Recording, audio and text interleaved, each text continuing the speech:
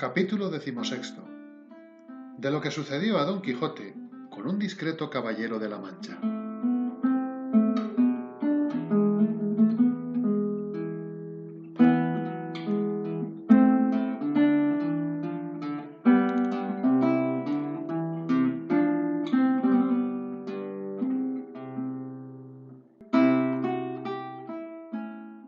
Con la alegría, contento y ufanidad que se ha dicho, seguía Don Quijote su jornada, imaginándose por la pasada victoria ser el caballero andante más valiente que tenía en aquella edad el mundo. Daba por acabadas y a felice fin conducidas cuantas aventuras pudiesen sucederle de allí adelante. Tenía en poco a los encantos y a los encantadores. No se acordaba de los innumerables palos que en el discurso de sus caballerías le habían dado, ni de la pedrada que le derribó la mitad de los dientes, ni del desagradecimiento de los galeotes, ni del atrevimiento y lluvia de estacas de los yangüeses. Finalmente, decía entre sí que si él hallara arte, modo o manera cómo desencantar a su señora Dulcinea, no envidiara a la mayor ventura que alcanzó o pudo alcanzar el más venturoso caballero andante de los pasados siglos. En estas imaginaciones iba todo ocupado, cuando Sancho le dijo: «No es bueno, señor, que aún todavía traigo entre los ojos las desaforadas narices y mayores de marca de mi compadre Tomé Cecial». «¿Y tú crees, Sancho, por ventura, que el caballero de los espejos era el bachiller Carrasco y su escudero Tomé Cecial, tu compadre?» «No sé que me diga eso. Solo sé que las señas que me dio de mi casa, mujer y hijos, no me las podría dar otro que él mismo. Y la cara, quitadas las narices, era la misma de Tomé Cecial, como yo se la he visto muchas veces en mi pueblo, y parece en medio de mi misma casa, y el tono de la habla era todo uno». «Estemos a razón, Sancho. Ven acá. ¿En qué consideración puede caber que el bachiller Sansón Carrasco viniese como caballero andante armado de armas ofensivas y defensivas a pelear conmigo? ¿He sido yo su enemigo por ventura? ¿He le dado yo jamás ocasión para tenerme ojeriza? ¿Soy yo su rival o hace él profesión de las armas para tener envidia a la fama que yo por ellas he ganado? Pues, ¿qué diremos, señor, a esto de parecerse tanto a aquel caballero, sea el que se fuere, al bachiller Carrasco y su escudero a Tomé Cecial, mi compadre? Y si ello es encantamento, como vuestra merced ha dicho, ¿no había en el mundo otros dos a quien se parecieran? Todo es artificio y traza de los malignos magos que me persiguen, los cuales, anteviendo que yo había de quedar vencedor en la contienda, se previnieron de que el caballero vencido mostrase el rostro de mi amigo el bachiller, porque la amistad que le tengo se pusiese entre los filos de mi espada y el rigor de mi brazo, y templase la justa ira de mi corazón, y de esta manera quedase con vida el que con embelecos y falsías procuraba quitarme la mía. Para prueba de lo cual, ya sabes, oh Sancho, por experiencia, que no te dejará mentir ni engañar, cuán fácil sea a los encantadores mudar unos rostros en otros, haciendo de lo hermoso feo y de lo feo hermoso, pues no ha 2 días que viste por tus mismos ojos la hermosura y gallardía de la sin par Dulcinea en toda su entereza y natural conformidad, y yo la vi en la fealdad y bajeza de una zafia labradora, con cataratas en los ojos y con mal olor en la boca. Y más, que el perverso encantador que se atrevió a hacer una transformación tan mala, no es mucho que haya hecho la de Sansón Carrasco y la de tu compadre por quitarme la gloria del vencimiento de las manos. Pero con todo esto me consuelo porque, en fin, en cualquiera figura que haya sido, he quedado vencedor de mi enemigo. Dios sabe la verdad de todo, respondió Sancho. Y como él sabía que la transformación de Dulcinea había sido traza y embeleco suyo, no le satisfacían las quimeras de su amo, pero no le quiso replicar, por no decir alguna palabra que descubriese su embuste. En estas razones estaban cuando los alcanzó un hombre que detrás de ellos por el mismo camino venía sobre una muy hermosa yegua tordilla, vestido con un gabán de paño fino verde gironeado de terciopelo leonado, con una montera del mismo terciopelo. El aderezo de la yegua era de campo y de la jineta, asimismo de morado y verde. Traía un alfanje morisco pendiente de un ancho tahalí de verde y oro, y los borceguíes Eran de la labor del tahalí. Las espuelas no eran doradas, sino dadas con un barniz verde, tan tersas y bruñidas, que por hacer labor con todo el vestido, parecían mejor que si fueran de oro puro. Cuando llegó a ellos el caminante los saludó cortésmente, y picando a la yegua se pasaba de largo, pero don Quijote le dijo: Señor galán, si es que vuestra merced lleva el camino de nosotros, y no importa el darse priesa, merced recibiría en que nos fuésemos juntos. En verdad, respondió el de la yegua, que no me pasara tan largo si no fuera por temor que con la compañía de mi yegua no se alborotara ese caballo. Bien puede, señor, bien puede tener las riendas a su yegua, porque nuestro caballo es el más honesto y bien mirado del mundo. Jamás en semejantes ocasiones ha hecho vileza alguna, y una vez que se desmandó a hacerla la lastamos mi señor y yo con las setenas.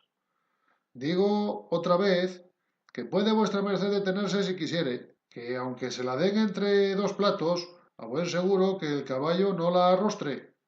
Detuvo la rienda el caminante, admirándose de la postura y rostro de don Quijote, el cual iba cincelada, que la llevaba Sancho como maleta en el arzón delantero de la albarda del rucio.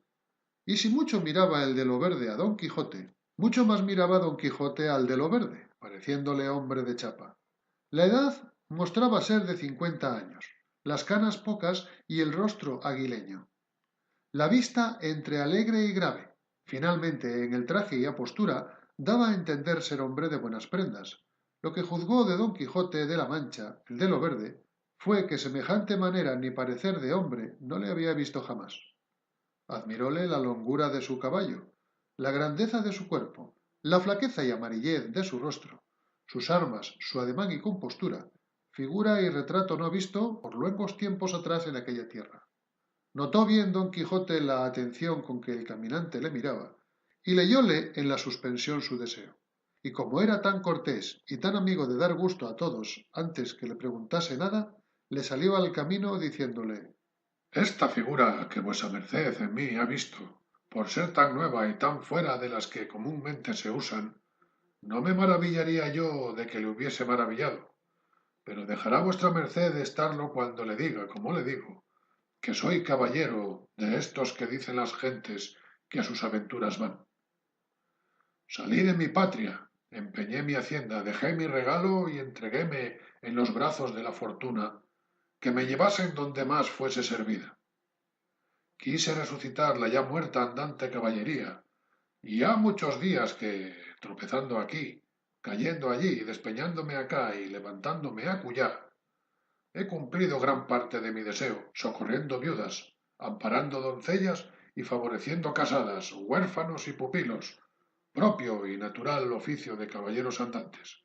Y así, por mis valerosas, muchas y cristianas hazañas, he merecido andar ya en estampa en casi todas o las más naciones del mundo. 30.000 volúmenes se han impreso de mi historia, y lleva camino de imprimirse 30.000 veces de millares si el cielo no lo remedia. Finalmente, por encerrarlo todo en breves palabras, o en una sola, digo que yo soy Don Quijote de la Mancha, por otro nombre llamado el Caballero de la Triste Figura. Y puesto que las propias alabanzas envilecen, esme forzoso decir yo tal vez las mías, y esto se entiende cuando no se haya presente quien las diga.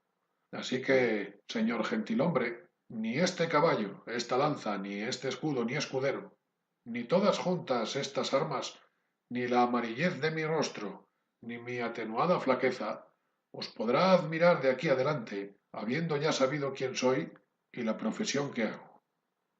Cayó en diciendo esto don Quijote, y el de lo verde, según se tardaba en responderle, parecía que no acertaba a hacerlo, pero de allí a buen espacio le dijo: Acertastes, señor caballero, a conocer por mi suspensión mi deseo, pero no habéis acertado a quitarme la maravilla que en mí causa el haberos visto, que puesto que, como vos, señor, decís, que el saber ya quién sois me lo podría quitar, no ha sido así. Antes, ahora que lo sé, quedo más suspenso y maravillado. ¿Cómo hoy es posible que hay hoy caballeros andantes en el mundo y que hay historias impresas de verdaderas caballerías? No me puedo persuadir que haya hoy en la tierra quien favorezca viudas, ampare doncellas, ni honre casadas, ni socorra huérfanos. y no lo creyera si en vuesa merced no lo hubiera visto con mis ojos. Bendito sea el cielo, que con esa historia que vuesa merced dice que está impresa de sus altas y verdaderas caballerías, se habrán puesto en olvido las innumerables de los fingidos caballeros andantes de que estaba lleno el mundo, tan en daño de las buenas costumbres y tan en perjuicio y descrédito de las buenas historias. Hay mucho que decir en razón de si son fingidas o no las historias de los andantes caballeros. Pues hay quien dude que no son falsas las tales historias. Yo lo dudo, y quédese esto aquí, que si nuestra jornada dura, espero en Dios de dar a entender a vuesa merced que ha hecho mal en irse con la corriente de los que tienen por cierto que no son verdaderas. De esta última razón de Don Quijote, tomó barruntos el caminante de que Don Quijote debía de ser algún mentecato y aguardaba que con otras razones lo confirmase. Pero antes que se divirtiesen en otros razonamientos, Don Quijote le rogó le dijese quién era, pues él le había dado parte de su condición y de su vida. A lo que respondió el del verde gabán: yo, señor caballero de la triste figura, soy un hidalgo natural de un lugar a donde iremos a comer hoy si Dios fuere servido. Soy más que medianamente rico, y es mi nombre Don Diego de Miranda. Paso la vida con mi mujer y con mis hijos y con mis amigos. Mis ejercicios son el de la caza y pesca, pero no mantengo ni halcón ni galgos, sino algún perdigón manso o algún hurón atrevido. Tengo hasta 6 docenas de libros, cuáles de romance y cuáles de latín, de historia algunos y de devoción otros. Los de caballerías aún no han entrado por los umbrales de mis puertas. Ojeo más los que son profanos que los devotos, como sean de honesto entretenimiento, que deleiten con el lenguaje y admiren y suspendan con la invención, puesto que de estos hay muy pocos en España. Alguna vez como con mis vecinos y amigos, y muchas veces los convido. Son mis convites limpios y aseados y no nada escasos. Ni gusto de murmurar, ni consiento que delante de mí se murmure. No escudriño las vidas ajenas, ni soy lince de los hechos de los otros. Oigo misa cada día, reparto de mis bienes con los pobres, sin hacer alarde de las buenas obras, por no dar entrada en mi corazón a la hipocresía y vanagloria, enemigos que blandamente se apoderan del corazón más recatado. Procuro poner en paz los que sé que están desavenidos. Soy devoto de Nuestra Señora y confío siempre en la misericordia infinita de Dios nuestro Señor. Atentísimo estuvo Sancho a la relación de la vida y entretenimientos del hidalgo, y pareciéndole buena y santa, y que quien la hacía debía de hacer milagros, se arrojó del rucio y con gran priesa le fue a asir del estribo derecho, y con devoto corazón y casi lágrimas le besó los pies una y muchas veces. Visto lo cual por el hidalgo le preguntó: ¿qué hacéis, hermano? ¿Qué besos son esos? Déjeme besar, porque me parece vuesa merced el primer santo a la jineta que he visto en todos los días de mi vida.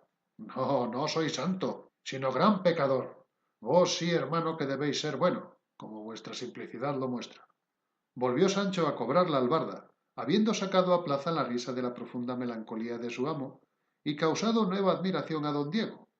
Preguntóle don Quijote que cuántos hijos tenía, y díjole que una de las cosas en que ponían el sumo bien los antiguos filósofos que carecieron del verdadero conocimiento de Dios fue en los bienes de la naturaleza, en los de la fortuna, en tener muchos amigos y en tener muchos y buenos hijos. Yo, señor don Quijote, respondió el hidalgo, tengo un hijo que, a no tenerle, quizá me juzgara por más dichoso de lo que soy, y no porque él sea malo, sino porque no es tan bueno como yo quisiera. Será de edad de 18 años.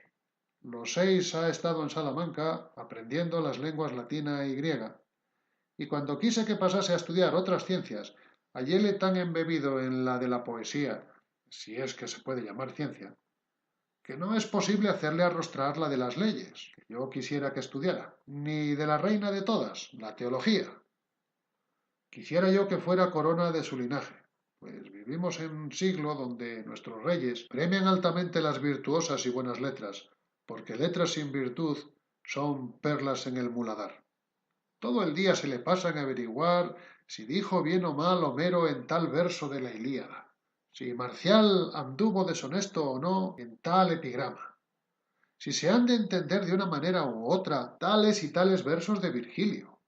En fin, todas sus conversaciones son como los libros de los referidos poetas, y con los de Horacio, Persio, Juvenal y Tibulo, que de los modernos romancistas no hacen mucha cuenta. Y con todo el mal cariño que muestra tener a la poesía de romance, le tienen ahora desvanecidos los pensamientos el hacer una glosa a 4 versos que le han enviado de Salamanca, y pienso que son de justa literaria. A todo lo cual, respondió don Quijote, los hijos, señor, son pedazos de las entrañas de sus padres, y así se han de querer, o buenos o malos que sean, como se quieren las almas que nos dan vida. A los padres toca el encaminarlos desde pequeños por los pasos de la virtud, de la buena crianza y de las buenas y cristianas costumbres, para que, cuando grandes, sean báculo de la vejez de sus padres y gloria de su posteridad. Y en lo de forzarles que estudien esta o aquella ciencia, no lo tengo por acertado, aunque el persuadirles no será dañoso, y cuando no se ha de estudiar para pane lucrando, siendo tan venturoso el estudiante que le dio el cielo padres que se lo dejen, sería yo de parecer que le dejen seguir aquella ciencia a que más le vieren inclinado, y aunque la de la poesía es menos útil que deleitable, no es de aquellas que suelen deshonrar a quien las posee. La poesía, señor Hidalgo, a mi parecer, es como una doncella tierna y de poca edad, y en todo extremo hermosa, a quien tienen cuidado de enriquecer, pulir y adornar otras muchas doncellas que son todas las otras ciencias, y ella se ha de servir de todas, y todas se han de autorizar con ella. Pero esta tal doncella no quiere ser manoseada ni traída por las calles, ni publicada por las esquinas de las plazas, ni por los rincones de los palacios. Ella es hecha de una alquimia de tal virtud que quien la sabe tratar la volverá en oro purísimo de inestimable precio. Hala de tener el que la tuviere a raya, no dejándola correr en torpes sátiras ni en desalmados sonetos. No ha de ser vendible en ninguna manera, si ya no fuere en poemas heroicos, en lamentables tragedias o en comedias alegres y artificiosas. No se ha de dejar tratar de los truhanes ni del ignorante vulgo, incapaz de conocer ni estimar los tesoros que en ellas se encierran. Y no penséis, señor, que yo llamo aquí vulgo solamente a la gente plebeya y humilde, que todo aquel que no sabe, aunque sea señor y príncipe, puede y debe entrar en número de vulgo. Y así, el que con los requisitos que he dicho tratare y tuviere a la poesía, será famoso y estimado su nombre en todas las naciones políticas del mundo. Y a lo que decís, señor, que vuestro hijo no estima mucho la poesía de romance, doyme a entender que no anda muy acertado en ello. Y la razón es esta. El grande Homero no escribió en latín, porque era griego, ni Virgilio no escribió en griego, porque era latino. En resolución, todos los poetas antiguos escribieron en la lengua que mamaron en la leche, y no fueron a buscar las extranjeras para declarar la alteza de sus conceptos. Y siendo esto así, razón sería se extendiese esta costumbre por todas las naciones, y que no se desestimase el poeta alemán porque escribe en su lengua, ni el castellano, ni aun el vizcaíno que escribe en la suya. Pero vuestro hijo, a lo que yo, señor, imagino, no debe de estar mal con la poesía de romance, sino con los poetas que son meros romancistas, sin saber otras lenguas ni otras ciencias que adornen y despierten y ayuden a su natural impulso. Y aun en esto puede haber yerro, porque según es opinión verdadera, el poeta nace. Quieren decir que del vientre de su madre, el poeta natural sale poeta, y con aquella inclinación que le dio el cielo, sin más estudio ni artificio, compone cosas que hace verdadero al que dijo es Deus in nobis, etc. También digo que el natural poeta que se ayudare del arte será mucho mejor y se aventajará al poeta que sólo por saber el arte quisiere serlo. La razón es porque el arte no se aventaja a la naturaleza, sino perfecciónala. Así que mezcladas la naturaleza y el arte con la naturaleza, sacarán un perfectísimo poeta. Sea pues la conclusión de mi plática, señor Hidalgo, que vuesa merced deje caminar a su hijo por donde su estrella le llama, siendo él tan buen estudiante como debe ser, y habiendo ya subido felizmente el primer escalón de las ciencias, que es el de las lenguas, con ellas, por sí mismo, subirá a la cumbre de las letras humanas, las cuales, tan bien parecen en un caballero de capa y espada, y así le adornan, honran y engrandecen como las mitras a los obispos, o como las garnachas a los peritos jurisconsultos. Riña vuesa merced a su hijo si hiciere sátiras que perjudiquen las honras ajenas, y castíguele y rómpaselas. Pero si hiciere sermones al modo de Horacio, donde reprehenda los vicios en general, como tan elegantemente él lo hizo, alábele, porque lícito es al poeta escribir contra la envidia, y decir en sus versos mal de los envidiosos, y así de los otros vicios, con que no señale persona alguna. Pero hay poetas que a trueco de decir una malicia se pondrán a peligro que los destierren a las islas de Ponto. Si el poeta fuere casto en sus costumbres, lo será también en sus versos. La pluma es lengua del alma. Cuáles fueron los conceptos que en ella se engendraren, tales serán sus escritos. Y cuando los reyes y príncipes ven la milagrosa ciencia de la poesía en sujetos prudentes, virtuosos y graves, los honran, los estiman y los enriquecen, y aun los coronan con las hojas del árbol a quien no ofende el rayo, como en señal que no han de ser ofendidos de nadie los que con tales coronas ven honradas y adornadas sus sienes. Admirado quedó el del verde gabán del razonamiento de Don Quijote, y tanto que fue perdiendo de la opinión que con él tenía de ser mentecato.